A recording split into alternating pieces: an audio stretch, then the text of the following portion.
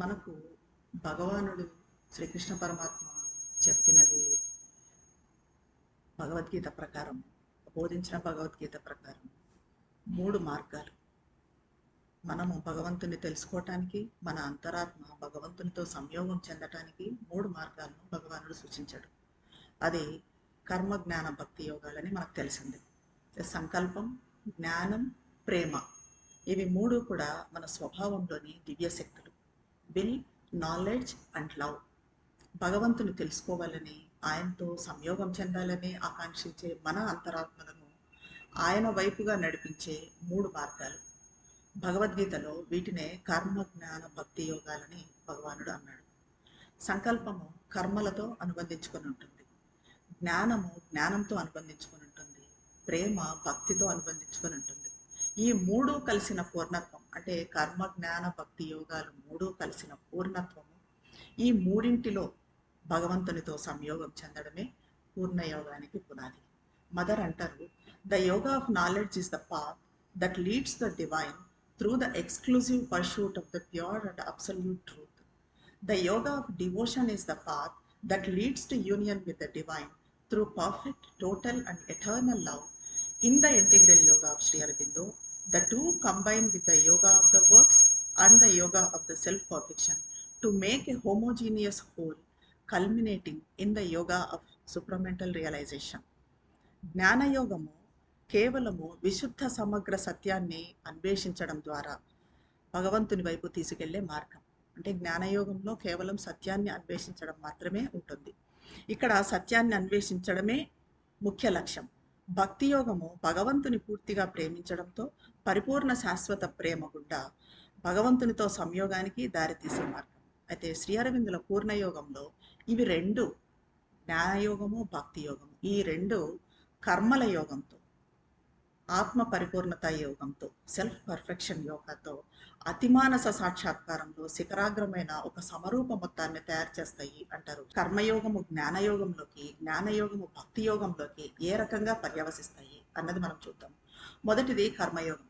ఇది మనందరికీ తెలిసిన సిద్ధాంతమే. కర్మయోగంలో కర్మలను ఎలా చేయాలి? ఫలితం ఆశించకుండా చేయాలి. కర్మణ్యే వాధికారస్తే మా ఫలేషు కదాచన అంటున్నాడు పరమాత్మ. మనకు చేసే కర్మ మీద అధికారం ఉంది, కానీ దాని ఫలం మీద కాదు. కర్మ ఎలా చేయాలి అన్నది మాత్రమే మన చేతిలో ఉంటుంది, అంతే తప్ప దాని ఫలితము మన చేతిలో ఉండదు. అయితే మరి అన్ని కర్మలు ఒకటేనా? మనం చేసే అన్ని కర్మలు ఒకటే అవుతాయా అంటే కాదు. ఎందుకంటే యాంత్రికంగా నిర్వర్తించే కర్మలు వేరు, దివ్య కర్మలు వేరు. యాంత్రికంగా నిర్వర్తించే కర్మను దివ్య కర్మ చేయడం ఎలా? మరి ఒక కర్మ దివ్య కర్మ అని ఎలా అనిపించుకుంటుంది, ఎప్పుడు అనిపించుకుంటుంది అన్నదాని గురించి శ్రీ అరవిందులు ఎస్ఎస్ఎన్ గీతాలో మనకు స్పష్టం చేస్తారు. వ్యక్తి ఎక్కడ ఫలితం ఆశించకుండా, అంటే ఫలితం కోసం పనిచేయకుండా కేవలము భగవంతుని సాధనంగా పనిచేస్తాడు, విజయవంతంగా పనిచేయాలన్న కోరిక కూడా లేకుండా ఉంటాడు, అక్కడ దివ్యశక్తి పనిచేస్తుంది. దివ్యకర్మ లక్షణాలు ఏమంటే ఫలితం ఆశించకుండా చేయటము, కోరిక లేకుండా కర్మ నిర్వర్తించడం. దీన్నే సర్వే సమారంభ కామ సంకల్ప వర్జిత అన్నాడు భగవానుడు. మనం చేస్తున్న కర్మలో కోరికను పూర్తిగా త్యజించాలి. ఉదాహరణకి ఇప్పుడు నేను మాట్లాడుతున్నాను, నేను బాగా మాట్లాడాలి అని కానీ, లేదా మీరు నన్ను ఏదో పొగడాలి అని కానీ, మీరు నాకు సత్కారాలు చేయాలి అని కానీ ఆశించకుండా ఉండాలి. దీన్ని సక్సెస్ చేయాలి అన్న కోరిక కూడా నాలో ఉండకూడదు. మదర్ కోసం చేస్తున్నాను, మదర్ను తృప్తిపరుస్తున్నాను అన్న గొప్ప కూడా ఉండకూడదు. ఇది ఫలితం ఆశించకుండా పనిచేయడం అంటే. భగవంతునితో సంయోగంలో ఉంటూ కర్మ చేయాలి. దాన్నే యోగస్థ కురు కర్మాణి అన్నాడు. అంటే యోగస్థుడవై యోగమునందుండి భగవంతునితో సంయోగం నందుండి కర్మ చెయ్యి అన్నాడు భగవానుడు. అలాగే ఏ పద్ధతిలోనైనా సరే, అది ప్రార్థన కానివ్వండి, ఆకాంక్ష కానీ, సమర్పణ కానీ, ఇలా ఏ సాధనంతోనైనా భగవంతునితో సంయోగంలో ఉంటూ పని చేయాలి.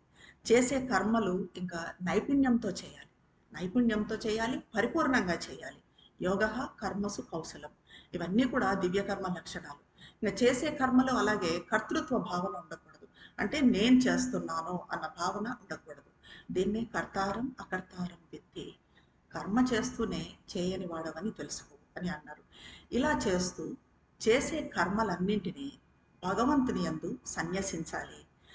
సర్వాణి కర్మాణి మయి సన్యస్య మత్పరాహ అన్నారు. అంటే ఇక్కడ సన్యాసం అంటే కర్మరహిత యోగం కాదు, కర్మలను పూర్తిగా వదిలిపెట్టడము కాదు, అలానే కర్మ సహిత యోగము కాదు, పూర్తిగా కర్మలతో ఉండే యోగము కాదు, జ్ఞాన సహిత కర్మయోగము. జ్ఞానంతో ఉన్న కర్మలను నిర్వర్తిస్తూ మనం చేసే యోగము జ్ఞాన సహిత కర్మయోగం అవుతుంది. అంటే కర్మతో బయలుదేరి జ్ఞానాన్ని చేరుకొని ఆ కర్మలు ఈ రకంగా మనం ఇప్పుడు ఏవైతే దివ్య కర్మలు అని చెప్పుకున్నామో, దివ్యకర్మ లక్షణాలన్నీ చెప్పుకున్నామో, అలా చేయటం వల్ల పొందే జ్ఞానంతో ఆ కర్మను నిర్వర్తిస్తాం. అప్పుడు ఈ లక్షణాలన్నీ ఉన్న కర్మను దివ్య కర్మ అంటాం. ఇలా చేస్తూ మన కర్మను భగవంతుని వైపు అభిముఖం చేసినప్పుడు మన జీవితం దివ్యం అవుతుంది. మన సంకల్పం భగవంతుని సంకల్పంతో ఒకటైనప్పుడు మన అస్తిత్వానికి చెందిన సమస్త కర్మ భగవంతుని వెంట ప్రవహించినప్పుడు, భగవంతుని లక్ష్యంగా పెట్టుకొని చేసినప్పుడు కర్మలో ఏకమవ్వటం అన్నది పూర్తిగా సుసంపన్నమవుతుంది. ఇచ్ఛాశక్తి అంటే మన సంకల్ప శక్తి, కర్మలు కలిసినప్పుడు ఆ సర్వవ్యాపక పరమాత్మతో ఏకమవుతాం. అటువంటి కర్మలు జ్ఞానానికి దారితీస్తాయి. సర్వం కర్మాఖిలం జ్ఞానే పరిసమాప్యతే అన్నాడు పరమాత్మ. ఎప్పుడైనా కూడా కర్మలు జ్ఞానంతోనే పరిసమాప్తం అవుతాయి. జ్ఞానం కూడా ఈ రకంగా కర్మలో చరితార్థం అవుతుంది. ఇంకా ఇప్పుడు ఇలాంటప్పుడు ఇలాగా మనం చేసుకుంటూ వచ్చినప్పుడు కర్మలు భగవంతుని వైపుగా ఉన్నప్పుడు ఈ కర్మలన్నీ కూడా మరి ఎక్కడి నుంచి వస్తున్నాయి? ఆ ఏకైక పరమాత్మ నుంచే వస్తున్నాయి, అక్కడి నుంచే ఉద్భవిస్తున్నాయి అని తెలుసుకుంటాం. ఆయన నుంచే మన బలాన్ని సంపాదించుకుంటాం. ఇలా ఆయన మీద భక్తి ప్రేమలు మకుటాయమానమవుతాయి. అప్పుడు ఆయనలోనే నివసిస్తాం, భగవంతునిలోనే సంచరిస్తాం, భగవంతునిలోనే పని పాటలు చేస్తాం. ఇది మన ట్రయూన్ పాత్. ఇదే మన ట్రయూన్ పాత్. మనం నిర్వర్తించే కర్మలే దీనికి ఎంట్రన్స్, ప్రవేశ ద్వారము. వాటి గుండా జ్ఞానంలోకి వెళ్తాము, అక్కడి నుంచి భక్తిలోకి, ప్రేమలోకి చేరతాం. మన అస్తిత్వం మొత్తము అప్పుడు ఈ మూడు కలిసిన కర్మ, జ్ఞానము. కర్మ ఎటువంటి కర్మ? దివ్య కర్మ, జ్ఞానము, అలాగే భక్తి. ఈ మూడు కలిసిన త్రివేణి సంగమం అవుతుంది. ఈ మూడు శక్తుల సమ్మేళనమే మన పూర్ణయోగానికి, మన ఇంటెగ్రల్ యోగాకు ఫౌండేషన్, పునాది. ఇంకా భగవంతుని పట్ల మరి పరిపూర్ణ ప్రేమ, భక్తి తప్పనిసరిగా పూర్ణ జ్ఞానంతోనే లభిస్తుంది. జ్ఞానం లేకపోతే, జ్ఞానం లేకుండా మనం భగవంతునికి ఎంత భక్తి చూపిస్తున్నాము అనుకున్నా కూడా అది సంపూర్ణ భక్తి కాదు, సంపూర్ణ ప్రేమ కాదు. అది పూర్ణ జ్ఞానంతోనే లభిస్తుంది. కానీ మనకు ఇప్పుడు పైకి కనిపిస్తున్న భక్తి మార్గము బయటంతా అది ఎలా ఉంది? ఎక్కువ ప్రదర్శనలతో ఉంటుంది. అంటే బాహ్య అలంకరణలు కానీ, పెద్ద పెద్ద బొట్లు పెట్టుకోవటము, ఇంకా మాలలు ధరించడము, ఆ ప్రత్యేక దుస్తులు ధరించడము, ఈ రకంగా ఎక్కువగా బాహ్యానికి కనిపించేదిగా ఉంది ఇప్పుడు భక్తి అన్నది. అయితే జ్ఞాన మార్గాన్ని అనుసరించే వాళ్ళు ఈ భక్తి మార్గాన్ని పైకి ఏవగించుకోకపోయినా వాళ్ళు దీన్ని తక్కువగా చూడడం సహజంగా చూస్తూ ఉంటాం. తక్కువగా చూడటము, అజ్ఞానపూర్వకము అన్నట్టుగా భావించడము, ఇది సత్య ఔన్నత్యాలకు సిద్ధం కాని ఆత్మలు మాత్రమే ఇలా చేస్తాయి అనుకోవటము, ఇదంతా కూడా మనము సహజంగా చూస్తుంటాం. ఎందుకంటే వాళ్ళు పూజలు చేస్తారు, వ్రతాలు చేస్తారు, ఉపవాసాలు, భజనలు, అభిషేకాలు, అర్చనలు ఇవన్నీ కూడా చేస్తూ ఉంటారు. భక్తులు అనేవాళ్ళు ఎక్కువ శాతం ఇలాగే ఉంటారు. దీన్నే ఆధ్యాత్మికత అని కూడా అంటారు. కానీ మనిషి అంత తొందరగా మహోన్నత అంతరంగిక స్థాయికి చేరుకోలేడు. అది అంత సులభం కాదు. మొదట అతనికి క్రింది ఆధారాలు, ఆరోహణ సోపానాల అవసరం ఉంటుంది. కాబట్టి అంతరంగంలో దైవాన్ని నిలుపుకోవటానికి దానికి ఆలంబనగా ఒక సిద్ధాంతాన్ని, ఒక ప్రతిమను, పూజను, చిహ్నాన్ని అనుసరిస్తాడు. తన ఒడిదొడుకుల ప్రయాణంలో, జీవిత పోరాటంలో రక్షణ కోసము, ఆసరా కోసము భగవంతుని ఆశ్రయిస్తాడు. ప్రార్థన ద్వారా మతపరంగా భగవంతుని ఆశ్రయించడంలో మనకు ఎన్నో అనాగరిక లక్షణాలు కనిపించవచ్చు. మతాలలో చూస్తూ ఉంటాం, రకరకాల మతాలలో వివిధ పద్ధతులు, వివిధ సాధనలు చేస్తూ ఉంటారు. అవన్నీ చూస్తే మనకు అనాగరికంగా అనిపించవచ్చు. ముఖ్యంగా భగవంతుని స్తుతించడం ద్వారా సంతోషపరచాలని, అలా వివిధ పూజా కార్యక్రమాలు నిర్వహించడం ద్వారా, అంటే అభిషేకాలు కానీ, అర్చనలు కానీ ఇలా చేయడం ద్వారా భగవంతుని సంతృప్తి పరచాలని వాళ్ళంతా అనుకుంటుంటారు. అలా అనుకోవచ్చు. కానీ ఏ భావనతో దైవాన్ని ఆశ్రయించినా గమ్యం ఆయనే అయినప్పుడు మన నడక అంతవరకు పర్వాలేదు. ఒకటే గుర్తుపెట్టుకోవాలి, ఏం చేసినా కూడా మన గమ్యం ఏంటి? భగవంతునితో సంయోగం చెందడము, భగవంతుని సాక్షాత్కరింప చేసుకోవటము. ఎందుకంటే కాలక్రమంలో ఇలాంటి సాధన దాని వెనుక ఉన్న సత్యం వైపుకు ఆకర్షిస్తుంది. నెమ్మది నెమ్మదిగా వాళ్ళు కూడా ఆధ్యాత్మిక సత్యం వైపుగా ఆకర్షితమవుతారు. అప్పుడు మన కామితం ముఖ్యం కాదు అని చెప్పి దైవంతో మానవ సంబంధం, చేతనావంతమైన పరస్పర మార్పిడి, అంటే మన చైతన్యం భగవంతుని చైతన్యం ఒకటి కావడము, అదే ముఖ్యం అన్నది నిదానంగా అర్థమవుతుంది. సాధకుడు ఈ దశను చేరుకునే వరకు బాహ్యచర్య, బాహ్య పూజ, బాహ్య ప్రార్థనలు ఇవన్నీ కూడా అవసరమే. అంతరంలో పరమాత్మను అనుభూతించగలిగిన దశలో ఇవన్నీ కూడా వాటంతట అవే పడిపోతాయి. సాధకుడు కూడా వాటి నుంచి తనంతట తనే బయటపడతాడు. కానీ జ్ఞానం లేకుండా భక్తి అన్నది తరచుగా అపక్వము, అసంస్కృతము, అంధము, భయావహము అనేది కూడా నిజమే అంటారు శ్రీ అరవిందులు. తాము ఆరాధించే దేవుడే దైవమని, తాము అనుసరించే పద్ధతే భక్తి అని మూర్ఖంగా వాదించే మతాలను ఇప్పుడు చూస్తున్నాం మనం. మతాల పొరపాటు, అపరాధాలు, మూర్ఖత్వాల వల్ల ఈ సంగతి చాలాసార్లు రుజువయ్యింది. దీనికి కారణం ఏమంటే ఆయా మతాల్లో భక్తి ఇంకా తన సొంత మార్గము, తన యథార్థ సిద్ధాంతాన్ని కనుక్కోలేకపోవడమే. నిజానికి అది ఆ రకంగా చేయటం అన్నది ఇంకా భక్తి మార్గంలో అడుగు పెట్టనట్టే, ఇంకా తడుముకుంటూ ఉంది. అటువంటి ఆ రకంగా చేసే పద్ధతులు, ఆ రకంగా చేసే సాధకులు, అలాంటి మతాలు అన్నీ ఏమంటే వాళ్ళ గమ్యము భగవంతునితో సంయోగం చెందటం అయినా కూడా ఇంకా ఇంకా తడుముకుంటూ ఉన్నారు. ఇంకా పూర్తిగా పర్ఫెక్ట్ నడక అన్నది, పర్ఫెక్ట్ గమనం అన్నది వాళ్ళు చేరుకోలేదు. దాని వైపు తీసుకుపోయే ఏదో ఒక కాలిబాట మీద నడుస్తూ ఉన్నారు.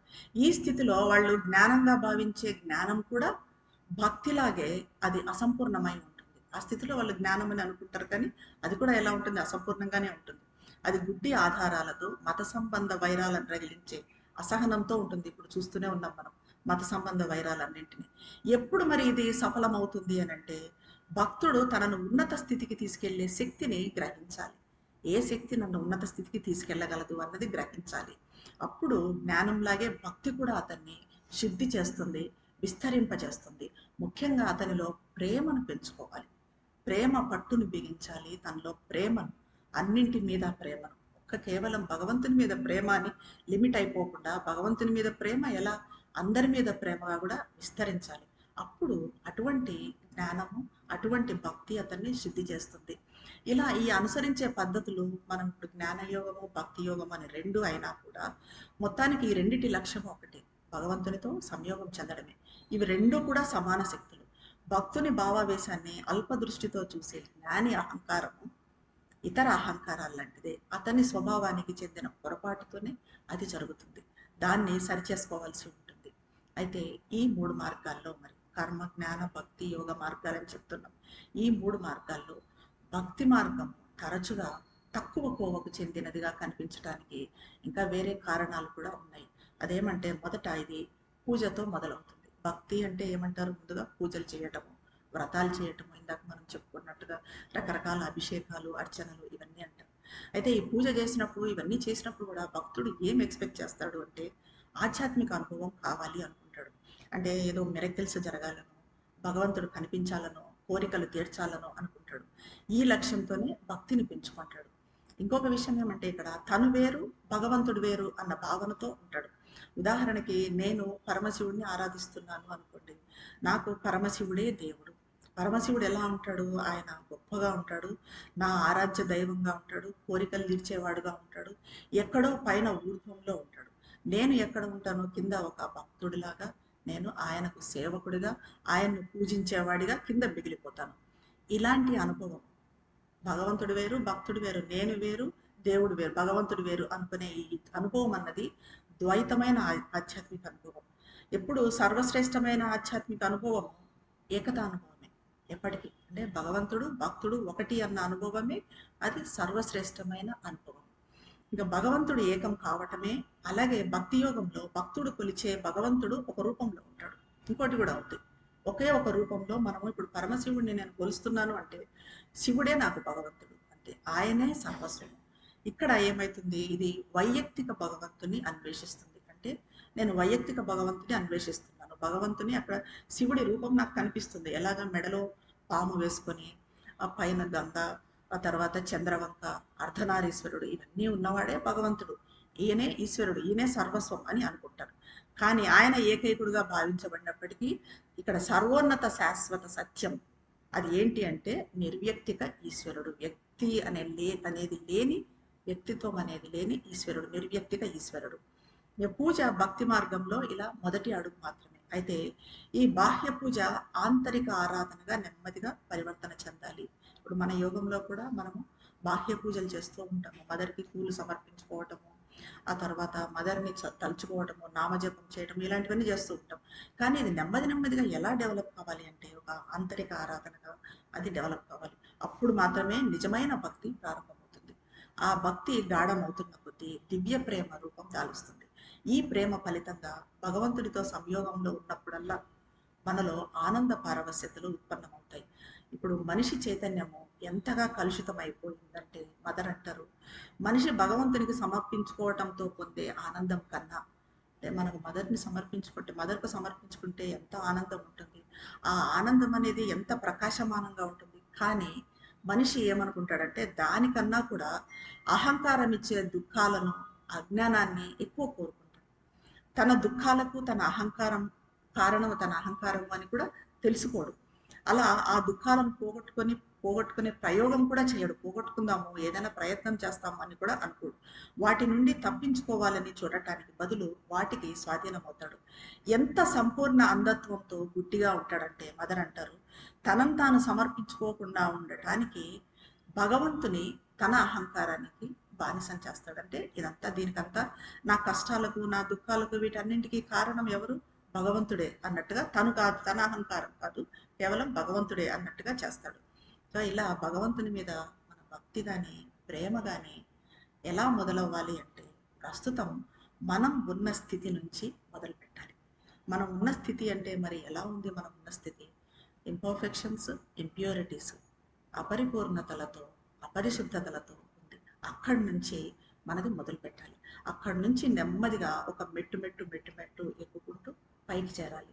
అద్వేష్ట సర్వభూతానాం మైత్ర కరుణ ఏవచ నిర్మమో నిరహంకార సమదుఃఖ సుఖక్షమి అన్నాడు భగవానుడు.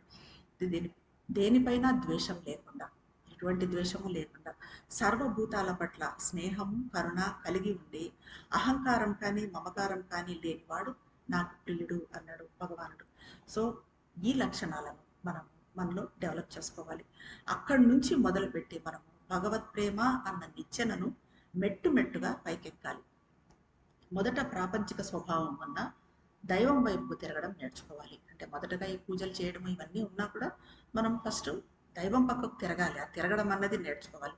దానికి రకరకాల పద్ధతులు ఇప్పుడు బయటంతా చేస్తూ ఉంటారు. పూజ, ప్రార్థన, ఆరాధన, జపము, ఈ రకంగా ప్రాపంచిక విషయాలను, వాటిలో కూడా అల్పమైనవి, అశాశ్వతమైనవి నెమ్మదిగా విడిచిపెడుతూ రావాలి. మనం కూడా నెమ్మదిగా ఏవి ప్రాపంచిక విషయాలు వాటిని వదిలిపెడుతూ, ఏవి ఆధ్యాత్మిక విషయాలు వాటి వైపుగా మళ్ళుతూ నెమ్మదిగా రావాలి.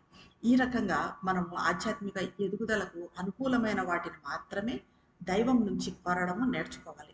ఇలాంటి ఎంపిక అన్నది మన జీవితంలో ప్రతి మెట్టులో ఎదురవుతుంది. ప్రతి చోట మనకు ఇప్పుడు ఫర్ ఎగ్జాంపుల్ ఈ రోజునే తీసుకుంటే, ఈరోజు మనము ఇక్కడికి రావాలా, లేక బయట ఏదో ఫంక్షన్ ఏదో ఉంది అక్కడికి వెళ్ళాలా, ఈ రెండు మార్గాలు మన ముందర ఉంటాయి. ఏది ఎంపిక చేసుకోవాలి మనము అన్నది అది మన మీద ఆధారపడి ఉంది. ఇదే కఠోపనిషత్తులో నచికేతుడికి ఇదే సమస్య ఎదురవుతుంది. కఠోపనిషత్తులో నచికేతుడిని యమధర్మరాజు రకరకాల వరాలు ఇచ్చి రకరకాలుగా మభ్యపెడతాడు.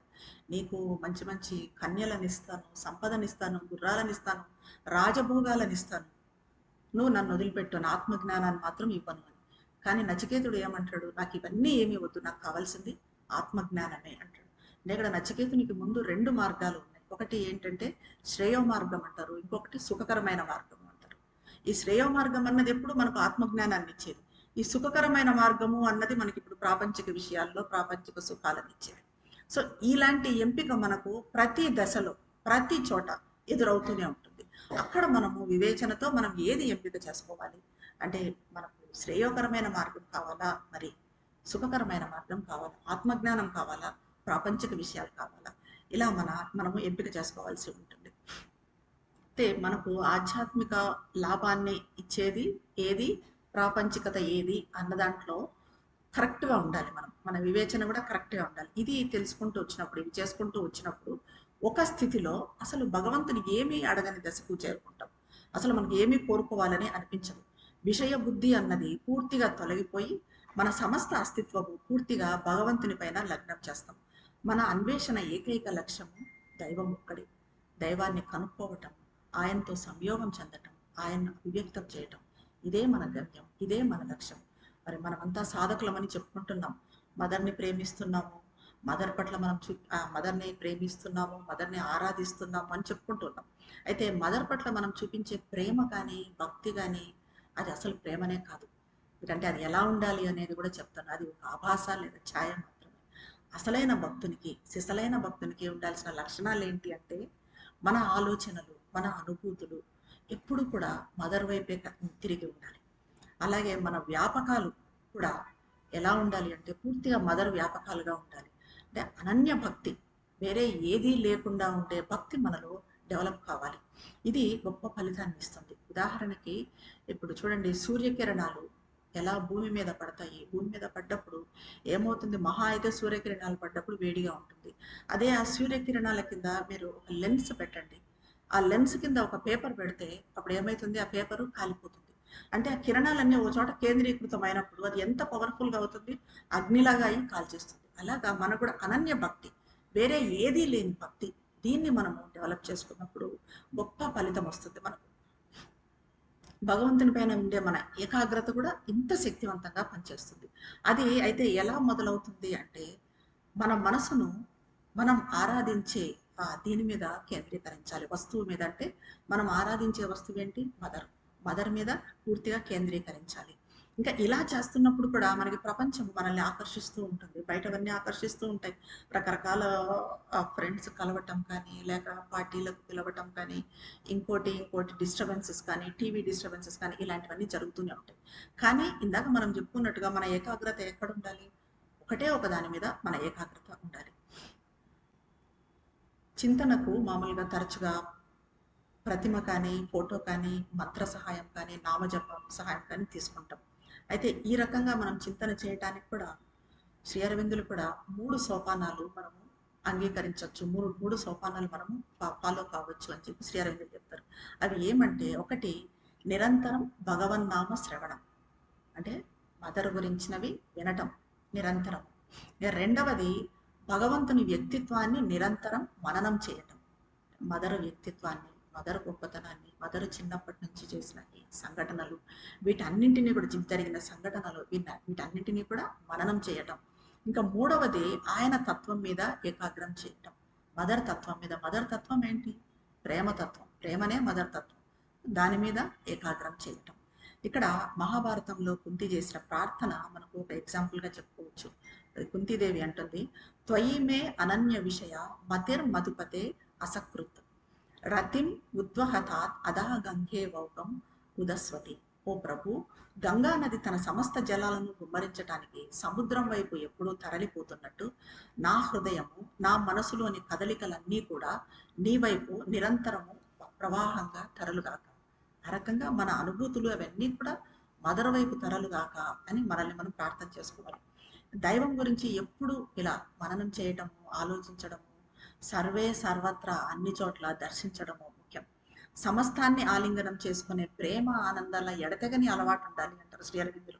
ఇది ఎంత అద్భుతంగా ఉంటుందంటే, సమస్తాన్ని ఆలింగనం చేసుకునే ప్రేమ ఆనందాల ఎడతెగని అలవాటు ఉండాలి. అంటే దైవం గురించి ఎప్పుడూ మననం చేస్తూ ఉండాలి, అన్ని చోట్ల అన్ని వేళలా భగవంతుని దర్శించాలి, అన్నింటినీ ప్రేమించటం, ఎప్పుడూ సంతోషంగా ఉండటం, సమస్తాన్ని ప్రేమించటము, ఎప్పుడూ ఆనందంగా ఉండటం అన్నది మన ఒక అలవాటుగా చేసుకోవాలి. అది ఒక హ్యాబిట్ మనకు అన్నట్టుగా. వాళ్ళ అవతలి వాళ్ళు మనల్ని ద్వేషించినా, ఆ ద్వేషించే పరిస్థితులు ఉన్నా కూడా మనం మాత్రం ఒకటే, మన లక్ష్యం ఒకటే, ప్రేమించడం ఒకటే. అలాగే ఎంత కష్టమైన పరిస్థితులు వచ్చినా మన లక్ష్యం ఏంటి, సంతోషంగా ఉండటం. దీన్ని ఒక అలవాటుగా చేసుకోవాలి మనం. This is in essence, Shri అరవిందులు అంటారు, this is in essence the power of love itself in the heart and soul, turning from earthly objects to the spiritual source of all beauty and delight. ప్రాపంచిక విషయాల నుంచి సకల సౌందర్య ఆనందాల ఆధ్యాత్మిక మూలం వైపు మళ్ళటానికి కారణము ఏమంటే, హృదయము అంతరాత్మలలోని ప్రేమ శక్తి. అంటే మనలో పెంపొందించుకోవాల్సింది ఈ ప్రేమనే. అన్నింటినీ ఆలింగనం చేసుకునే సర్వాలింగక ప్రేమ అంటారు. అన్నింటినీ ఆలింగనం చేసుకునే ప్రేమ. అలాంటి హృదయము పోన్పోను శక్తివంతమైన ఆధ్యాత్మిక పరివర్తన గుండా పయనించి ఉజ్వల ఆత్మరూపంలో వికసిస్తున్న కమలం అవుతుంది. అప్పుడు పొంగే ఆనందము ప్రహర్ష ప్రవాహ ఉరవడిలా అనిర్వచనీయంగా ఉంటుంది. అప్పుడు అన్నింటిలో అన్ని చోట్ల మనకు భగవంతుడే దర్శనమిస్తాడు. ఇప్పుడు ప్రహ్లాదుని భక్తి దీనికి మంచి ఉదాహరణ. తండ్రి హిరణ్యకశ్యపుడు ప్రహ్లాదుని ఎన్ని బాధలు పెడతాడు, ఎన్ని రకాలుగా హింసించినా కూడా, అంటే లోయల్లోకి తోసేస్తాడు, సింహాలు పుల్లు నక్కీకారణ్యంలో వదిలేస్తాడు, జలపాతంలోకి వదిలేస్తాడు. అయినా కూడా ప్రహ్లాదుడు మాత్రము శ్రీహరి నామాన్ని వదిలిపెట్టాడు. ఎక్కడని శ్రీహరి ఎక్కడున్నాడు చూపించు అన్నప్పుడు, ఇందుగలడందు లేడని సందేహము వలదు, చక్రి సర్వోపగతుండెందెందు వెదకి చూసినా అందందే గలడు అని, శ్రీహరి ఇక్కడున్నాడు అక్కడ లేడు అనే సందేహం వద్దు, నువ్వు ఎక్కడెక్కడ వెతికితే అక్కడక్కడ ఉంటాడు అని అంటాడు. ఇటువంటి దర్శనం ఇది భగవత్ సాక్షాత్కారానికి మూలం. ఇలా మనము ప్రతి దానిలో మదర్ని అనుభూతించగలగాలి.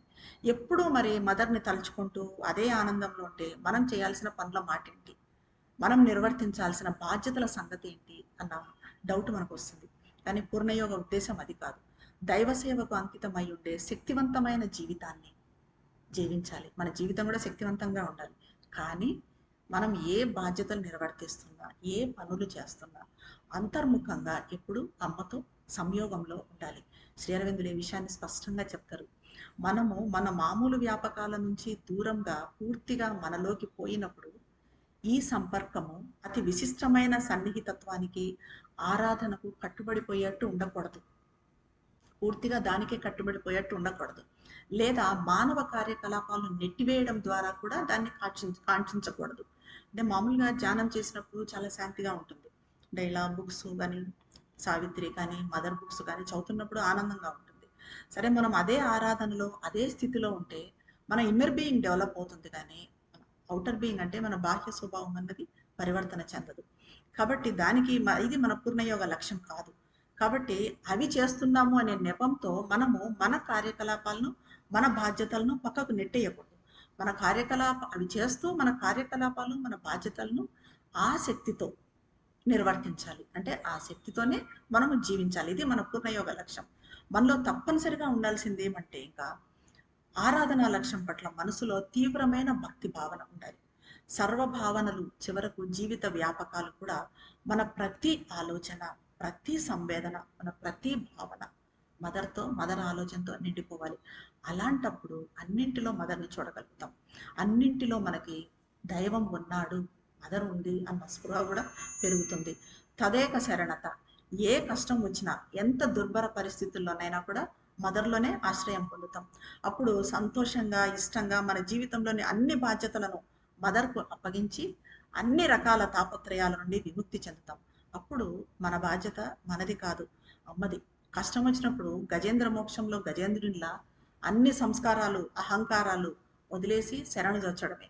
గజేంద్రుడు నీళ్లలో మొసలి గట్టిగా పట్టుకున్నప్పుడు ఎలా చేస్తాడు? ముందు తన అహంకారంతో దాన్ని లాగేసుకోవడానికి, ముసలిని చంపేయడానికి, దాని నుంచి వదిలించుకోవడానికి చాలా ప్రయత్నం చేస్తాడు. కానీ ఎప్పుడైతే ఎవ్వనిచే జనించు జగం ఎవ్వని లోపల నుండి లీనమై ఎవ్వని ఎంతుడిందుం పరమేశ్వరుండెవ్వడు మూల కారణం వెవ్వడనాది మచ్చలయుండెవ్వడు సర్వముందానైన వాడెవ్వడు ఆత్మభవునీశ్వరుని శరణంబు వేడదన్ అని ఎప్పుడైతే శరణు వేడతాడో, ఈ లోకాలన్నీ ఎవరి చేత సృష్టించబడ్డాయో, ఎవరి చేత సంరక్షించబడుతున్నాయో, ఎవరిలో లయమవుతున్నాయో, అన్నిటికీ మూల కారణమైన ఆ పరమేశ్వరుడు ఎవరో, ఆది మధ్యాంతరహితుడైన ఆ ప్రభువు ఎవరో, సర్వము తానైన ఆ ఈశ్వరుని, ఆయన్నే శరణు వేడతాను అని తన అహంకారం వీడి పూర్తిగా పరమాత్మను శరణు వచ్చినప్పుడు మాత్రమే ఆ కష్టం నుంచి బయటపడతాడు. ఇప్పుడు మనము ఇలాగే భగవంతుని తప్ప వేరే ఏ ఆధారం నుంచి ఆశ్రయం కోరుకోకూడదు. మదర్ నుంచి తప్ప వేరే ఏ ఆధారం అంటే వేరే ఇతర మనుషులు ఇచ్చే కంఫర్ట్స్ కానీ, వాళ్ళేదో మన ప్రాబ్లమ్స్ సాల్వ్ చేస్తారు కానీ, ఇవన్నీ కూడా కోరుకోకూడదు. మన సమస్యలన్నీ కూడా అక్కడే తీరతాయి. వేరే ఎక్కడ నుంచి కూడా సౌలభ్యం ఆశించకూడదు. మన ఆనందాల కోసం మదర్లోనే ఆశ్రయం తీసుకోవాలి, మదర్లోనే అన్వేషించాలి. ఎందుకంటే మన అవసరాలన్నీ కూడా ఆమెనే తీరుస్తుంది. మనలోని బలహీనతలన్నింటినీ కూడా రూపుమాపి మనకేది అవసరమో దాన్ని మదర్ మనకిస్తారు. ఇంకొకరిని ఆశ్రయించిన వేరే వాళ్ళు ఇచ్చే కంఫర్ట్ అప్పటికప్పుడు మనకు సంతృప్తిని ఇస్తుందేమో, కానీ మళ్ళీ మనము ఆ మమకారాలతో, అనుబంధాలతో క్రిందకు పడిపోవడం తప్ప ఇంకేముండదు. ఏ ఆపద వచ్చినా మనకు భయం లేదు, అంతా మదరే చూసుకుంటుంది, ఇలా అనుకోవటము, ఇలా అని మనల్ని మనం పూర్తిగా సమర్పించుకోవటము అన్నది మనకు చాలా హాయినిస్తుంది. మనకు ఎందుకంటే ఏది అవసరమో ఆమెకు తెలుసు. మనకు అవసరమైన దాన్ని, అర్హత ఉన్నదాన్ని తప్పకుండా మదర్ ఇస్తారు. మనం స్వీకరించేది ఏది కూడా ఆమె ఆపరు. కాకపోతే స్వీకరించడానికి మనము అమ్మకు ఓపెన్ అయి ఉండాలి. ఇలా మన గురించి బాధ్యత మన మీద లేకపోవటము, మన గురించి మనం ఆలోచించకపోవటము అన్న ఈ స్థితి అనిర్వచనీయమైన ఆనందాన్ని ఇస్తుంది. ఇలా పూర్తిగా నిష్కపటంగా జీవిస్తే మన బాధ్యతనంతా తీసుకునే మదర్ ప్రేమ ముందు సూర్యకాంతిలో పుష్పం ఎలాగైతే వికసించుకుంటుందో అలా చక్కగా వికసించుకుంటాం. అది నెమ్మదిగా ఎలా డెవలప్ అవుతుంది అంటే మదర్ సంకల్పంతో ఏకీభవించని ఏ ఆలోచన అయినా కూడా, ఎటువంటి సంవేదన అయినా కూడా చాలా ఇబ్బంది కలిగిస్తుంది, తీవ్ర స్థాయిలో బాధిస్తుంది. మన అస్తిత్వ ఏకైక ధర్మం ఏంటంటే అమ్మ పట్ల సర్వాలింగక భక్తి. అన్నింటినీ ఆలింగనం చేసుకొని అమ్మ పట్ల ఉన్న భక్తి, సర్వాలింగక భక్తి. మన క్యారెక్టర్కి సంబంధించిన మిగిలిన ధర్మం అంతా కూడా ఇట్లా సమర్పించుకున్నప్పుడు ఆ సమర్పణలో లయమైపోతాయి. మనలో లోయర్ నేచర్ ఉండొచ్చు, నెగిటివిటీస్ ఉండొచ్చు, ఎన్నో ప్రాబ్లమ్స్ ఉండొచ్చు. ఇవన్నీ కూడా అమ్మకు పూర్తిగా సమర్పించుకున్నప్పుడు దాంట్లో ఇవన్నీ కూడా కరిగిపోతాయి. సర్వధర్మాన్ పరిత్యజ మామేకం శరణం ప్రజ అని భగవానుడు అన్నట్టుగా సర్వధర్మాలను పరిత్యజించి కేవలం అమ్మ దగ్గరే శరణు పొందడం. అప్పుడు మనకు మన సంకల్పం అంటూ ఉండదు. శ్రీ అరవిందులు సావిత్రిలో అన్నట్టుగా if human will could be made one with gods, if human thought could echo the thoughts of God, man might be all knowing and omnipotent. మానవ సంకల్పం భగవత్ సంకల్పంతో ఒకటైతే, మానవ భావనలు భగవత్ భావనలతో ప్రతిస్పందిస్తే వ్యక్తి సర్వజ్ఞానిగా సర్వసమర్థుడుగా అవుతాడు. అంటే ఇలా కావాలి, అలా కావాలి, మనకి ఇది జరగాలి, అది జరగాలి అన్నది ఉండకూడదు. అంతా మదర్ సంకల్పమే. Let thy will be done. అమ్మ అంతా నీ సంకల్పమే జరగాలి. అప్పుడు మన జీవితంలో ఏం జరిగినా, ఏ దుర్ఘటనలు, దురదృష్టాలు, నిరాశ రెక్కలు కట్టుకొని వచ్చి వాలినా, నిజంగా మనం అమ్మను ప్రేమిస్తుంటే ఆమె మీద మనకున్న ప్రేమ విశ్వాసాల అభేద్యమైన కవచంలో, ఈ ప్రేమ విశ్వాసాలతో వీటిని అమ్మ మీద పెంచుకుంటూ పోయే కొద్దీ మన చుట్టూ ఒక కవచం ఏర్పడుతుంది. ఆ కవచంలో ఎటువంటి సంఘటనలు, ఎటువంటి దుర్ఘటనలు వచ్చినా కూడా ఇంత సందు కూడా ఏర్పడదు, ఇంత కూడా లోపలికి రాలేమన్నమాట. ఇక మదర్ మనకిచ్చిన రాధ ప్రార్థన దీనికి ప్రతిరూపం. Thine are all my thoughts, all my emotions, all the sentiments of my heart, all my sensations, all the movements of my life, each cell of my body, each drop of my blood. I am absolutely and altogether thine, thine without reserve, with thou what thou will of me, that I shall be, whether thou choosest for me life or death, happiness or sorrow, pleasure or suffering, all that comes to me from thee will be welcome. Each one of thy gifts, always for me a gift divine, bringing with it the supreme felicity. నా సమస్త ఆలోచనలలో, సకల భావోద్వేగాలలో, నా హృదయ భావాలు, సంవేదనలు, నా జీవితపు సమస్త చలనాలు, నా శరీరంలోని ప్రతి కణము, నా రక్తంలోని ప్రతి బొట్టు, నా సమస్తము, నాలోని సమస్తము నీవే. నేను పూర్తిగా ఎటువంటి నిలువ లేకుండా నీ దానను. నా గురించి నువ్వు ఏం సంకల్పిస్తావో అదిగా ఉంటాను. నా కోసము మరణం ఇస్తావా లేక జీవితం ఇస్తావా, సంతోషమా లేక దుఃఖమా, సుఖమా లేక బాధ, ఏది నువ్వు ఎంపిక చేసినా, ఏది ఇచ్చినా, నీ నుండి వచ్చేది ఏదైనా నేను దాన్ని ఆహ్వానిస్తాను. నీ నుండి వచ్చే ప్రతి బహుమతి ఎప్పటికీ నాకు సర్వోన్నతుని కొని తెచ్చే ఒక దివ్య బహుమతి. ఇలాగా మన ప్రార్థన ఇలాగా ఉండాలి మదర్కి చేసేది. మనం దేన్ని ప్రేమిస్తామో అదిగా అవుతాం. We are sons of God and must be even as he అంటారు శ్రీ అరవిందులు సావిత్రిలో. మనము భగవంతుని బిడ్డలం, ఆయన వలే కావాలి. మరి బిడ్డ తండ్రిలా కాలేడా? తండ్రి ఒక ఇంజనీర్ అయితే బిడ్డ ఇంజనీర్ కావాలనుకుంటాడు, తండ్రి డాక్టర్ అయితే బిడ్డ డాక్టర్ కావాలనుకుంటాడు. మరి మన తండ్రి భగవంతుడు అయినప్పుడు మనం భగవంతునిలా కావాలి కదా. మరి మనం భగవంతునిలా కావాలి అనుకుంటే మనం ఆయన్ని ప్రేమించాలి ఫస్ట్. ఎందుకంటే ఇది అన్ని మానవ సంబంధాలకు, మామూలు సంబంధాలన్నిటికీ, మామూలు ప్రేమలన్నింటికీ కూడా అతీతమైనది దైవాన్ని ప్రేమించడం. శ్రీ అరవిందులు అంటారు, భక్తి యోగంలో భావోద్వేగ ప్రకృతి అన్నది సాధనంగా ఉంటుంది. దీని ముఖ్య సిద్ధాంతం ఏమంటే వ్యక్తికి భగవంతునికి మధ్య ఒక మానవ సంబంధాన్ని కల్పించి హృదయగత భావాలను ఆయన వైపు అత్యంత తీవ్ర వేగంతో ప్రవహింపచేయటం. దీనివలన దివ్య ప్రేమ ఆయనతో ఐక్యమవుతుంది. అప్పుడు భక్తుడు తన యోగం ద్వారా అన్వేషించేది ఏకతతో పొందే శాంతి కాదు, నిష్కామ సంకల్ప బలము కాదు, కేవలము భగవంతుని సంయోగంతో పొందే ఆనంద పారవస్యత మాత్రమే అంటారు. ఇది ఎలా ఉంటుందంటే శ్రీ అరవిందులు మాండవ్య ధ్యానాల్లో అన్నట్టుగా, అంతరాత్మ కోరినదంతా పొందడంలోని ఆనందమా, ఓటమి నష్టాల విచిత్ర ఆనందమా, నేను నిన్ను ప్రేమిస్తాను ఓ ప్రేమ, ఓ ప్రేమ నేను నిన్ను ప్రేమిస్తాను, దిగంబరివైన లేక ఆచ్ఛాదితమైన లేక భయంకర ముసుగు వేసుకున్న నా హృదయాన్ని స్తుతించినప్పుడు మాత్రమే కాకుండా దాన్ని చీల్చినప్పుడు కూడా నేను నిన్ను ప్రేమిస్తాను. ఇలాంటి ప్రేమ మనకు మదర్ పట్ల ఉండాల్సింది. మన స్తుతించినప్పుడు అంటే మనల్ని పొగిడినప్పుడు, మనకేదో మంచి చేసినప్పుడు మాత్రమే కాకుండా మనకు ఏవైనా చెడు జరిగినా కూడా మన ప్రేమ మాత్రము మదర్ మీద నుంచి పక్కకు తొలగకూడదు. ఇలాంటి దశలో మనం చేసే ప్రతిదీ దైవం కోసమే తప్ప క్షణం మాత్రం కూడా మన అహంకారం కోసం కాదు. మన అహంకారం అన్నది పూర్తిగా మదర్కి సమర్పించుకోవడంతో లయించిపోతుంది. దైవ భావంలో నిమగ్నమైన వ్యక్తి తన నిమ్న స్వభావాన్ని పూర్తిగా మర్చిపోతాడు. మనలో ఏవైనా నిమ్నతత్వము, ఈ ద్వేషము, ఇతరుల మీద అసూయ, కోపము, కోరికలు ఇలాంటివి ఏవి ఉన్నా కూడా అమ్మకు చేసుకునే సమర్పణలు అవన్నీ కూడా కరిగిపోతాయి, అవన్నీ మర్చిపోతాం. ఇలా తనను తాను పూర్తిగా ఇచ్చి వేసుకునే వ్యక్తికి భగవంతుడు కూడా తనను తాను పూర్తిగా ఇచ్చుకుంటాడు అంటారు శ్రీ అరవిందులు. తనను తాను పూర్తిగా ఇచ్చుకునే వ్యక్తికి భగవంతుడు కూడా తనను తాను పూర్తిగా ఇచ్చుకుంటాడు. మనం మదర్కి పూర్తిగా ఇచ్చుకున్నప్పుడు మదర్ కూడా తనను తాను మనకు పూర్తిగా ఇచ్చుకుంటుంది. మనం మొత్తం స్వభావాన్ని సమర్పించుకునే వ్యక్తి మాత్రమే ఆత్మను దర్శిస్తాడు. మొత్తం స్వభావాన్ని, మన పూర్తి స్వభావాన్ని ఏదో కొంచెం సేపు కొన్ని సమర్పించుకొని కొన్ని చోట్ల మనము పూర్తిగా మన అహంకారంతో ఉండటం కాదు, పూర్తిగా ప్రతి ఒక్కటి సమర్పించుకున్నప్పుడు మాత్రమే ఆత్మను దర్శించగలుగుతాం. ప్రతిదాన్ని ఇచ్చివేయగల వ్యక్తి మాత్రమే దైవ స్వరూపాన్ని ప్రతి చోట భోగిస్తాడు. ఒక సర్వోన్నత స్వీయ నిషేధం మాత్రమే పరాత్పరిని పొందుతుంది. ఇలా మనము మదర్కు పూర్తిగా మనల్ని ఇచ్చివేసుకున్నప్పుడు దానికి బదులుగా దివ్యజనని తనను తాను మనకు మొత్తము ఇచ్చేసుకుంటారు. ఇది అంతరంగికంగా ఇచ్చుకోవడం అంటే ఆమె అస్తిత్వము మన ప్రాణ శరీరాల్లోకి ప్రవేశించి అప్పుడు మనల్ని మనం పూర్తిగా ఇచ్చివేసుకున్నప్పుడు, మనల్ని మనం పూర్తిగా సమర్పించుకున్నప్పుడు ఆమె అస్తిత్వం మనలోకి, మన మనసులోకి, మన ప్రాణంలోకి, మన శరీరంలోకి ప్రవేశించి మన స్వభావాన్ని దివ్య స్వభావంగా పరివర్తన చెందిస్తుంది. మన అస్తిత్వపు అన్ని కదలికలను తాను స్వీకరిస్తూ వాటిని పూర్తిగా ఫలదీకరణ వైపు తీసుకొని పోతుంది. యథార్థమైన సమగ్ర ప్రేమకు ఎప్పటికీ రూపాంతరం చెందించే గొప్ప శక్తి ఉంటుంది. నిజమైన ప్రేమ అంటే ఎప్పటికీ పరివర్తన తెప్పిస్తుంది, పరివర్తన జరుగుతుంది. మనకు మదర్ పట్ల పరిపూర్ణ ప్రేమ ఉన్నప్పుడు దానికి ప్రతిస్పందనగా మరి మదర్ ఏమిస్తుంది అనంటే మనకి మదర్లో మన పైన హద్దుల్లేని ప్రేమను తీసుకొని వస్తుంది. మదర్ కూడా మన మీద హద్దుల్లేని ప్రేమ వస్తుంది.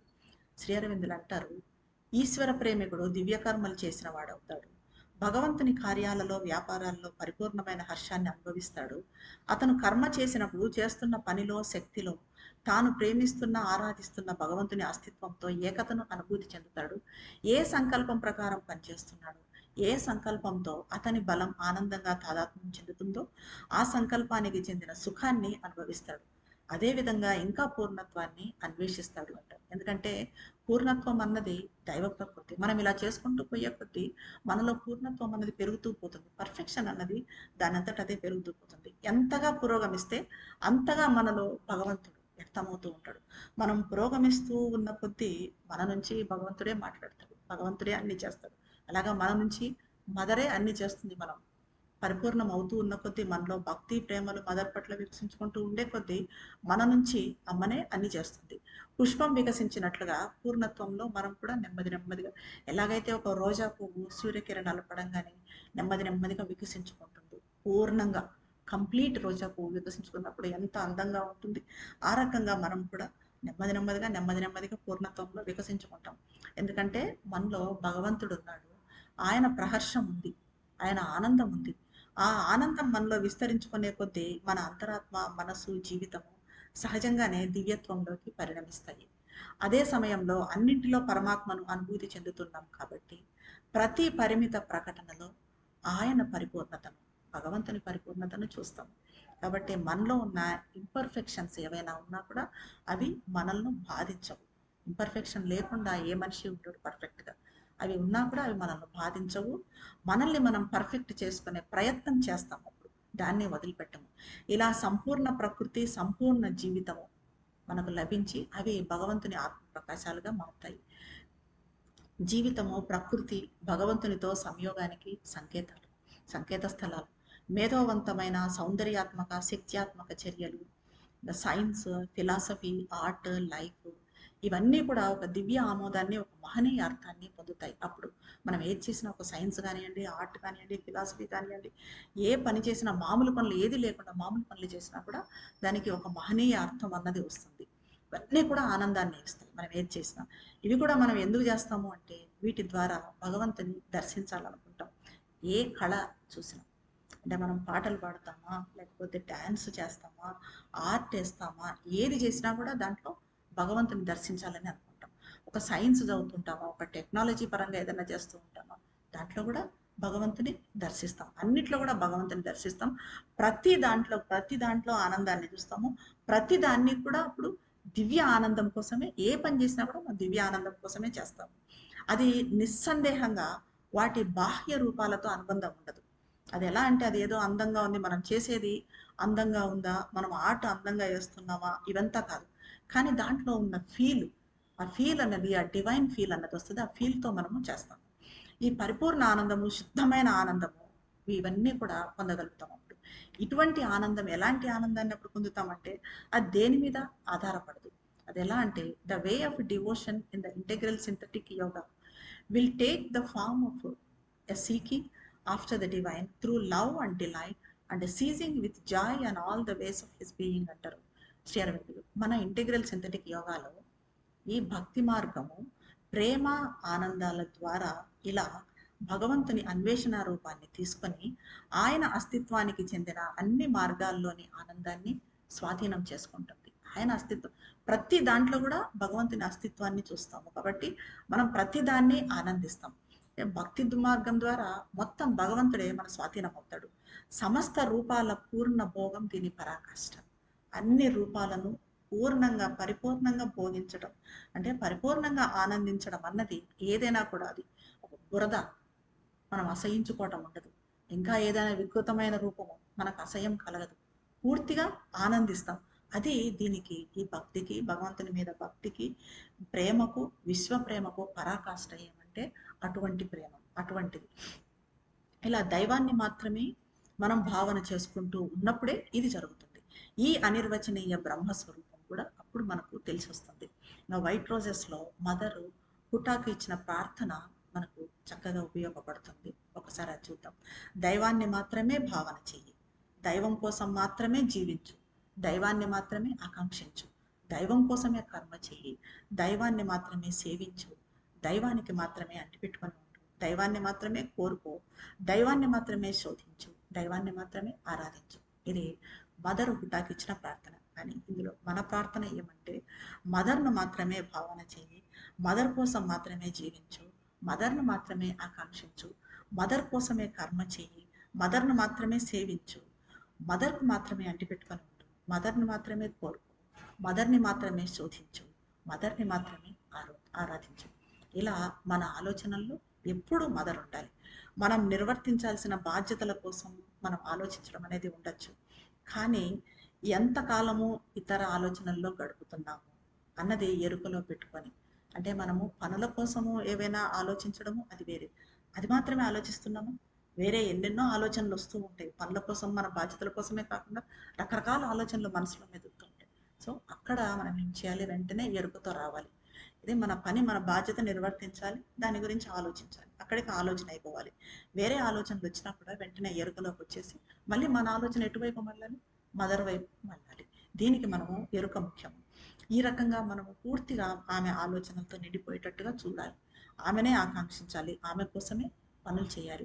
మన పనులైనా కూడా అవి మన పనులైనా కూడా ఆమె పనులే. అంటే ఇప్పుడు ఆశ్రమం పనులు లేక ఇలాంటి కార్యక్రమాలు నిర్వర్తించడం ఇవే కాదు, మన పనులైనా కూడా మనము వాటిని ఆమెకు, మదర్కి సమర్పించుకుంటూ చేసినప్పుడు అవి మదర్ పనులే అవుతాయి.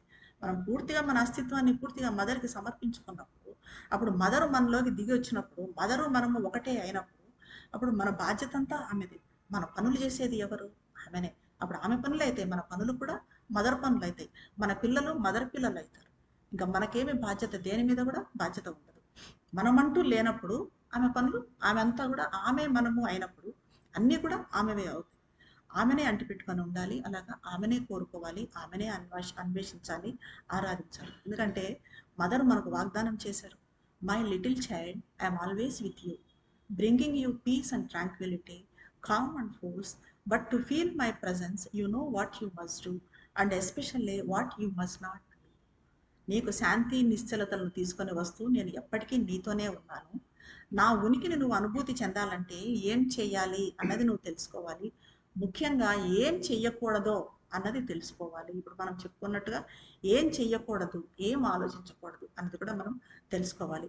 మన నిరంతర ప్రార్థన కానీ మన జీవన విధానం కానీ ఎలా ఉండాలి అంటే, mother, you are our heart, sweet mother, you are our breath, you are our safeguard, you are our happiness, you are our resplendent light, you are our pure love, you are our hope, you are our strength, you are our life, you are our being. అమ్మా, నువ్వే మా హృదయం, మా శ్వాస, మా రక్షణ, అన్నీ నువ్వే. మా సంతోషం, మా దేదీప్యమాన ఉజ్వల కాంతి, మా విశుద్ధ ప్రేమ, మా ఆశ నువ్వే. మా బలం, మా జీవితం, మా అస్తిత్వం అంతా నువ్వే. ఇది ఇటువంటి ప్రార్థన ఇప్పుడు మనల్ని మదర్కు ఏకం చేస్తుంది. ఇది అసలైన భక్తి యోగం అన్న, భక్తి అన్నా కూడా ప్రేమ.